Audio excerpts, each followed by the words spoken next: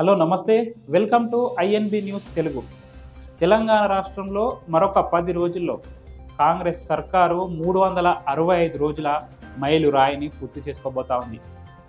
మరి ఈ సంవత్సర కాలంలో కాంగ్రెస్ ప్రభుత్వం పరిపాలన అసలు ఎట్లా ఉంది? ప్రజల మెప్పు పొందడంలో కాంగ్రెస్ సర్కారు సక్సెస్ అయిందా? రేవంత్ రెడ్డి సర్కారు ప్రవేశపెట్టిన పథకాలు అసలు హిట్టా లేక ఫట్టా?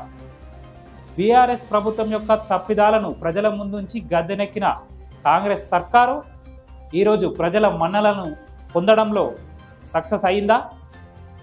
ఇట్లాంటి రోజుకొక కొత్త టాపిక్తో 365 రోజుల కాంగ్రెస్ పరిపాలనను ప్రజల యొక్క అభిప్రాయంతో మీ ముందుకు తీసుకొచ్చే మా ఈ ప్రయత్నమే ప్రజాపాలన 365 డేస్. రేపు మన మొదటి టాపిక్తో కలుసుకుందాం. అంతవరకు stay tune to INB news Telugu.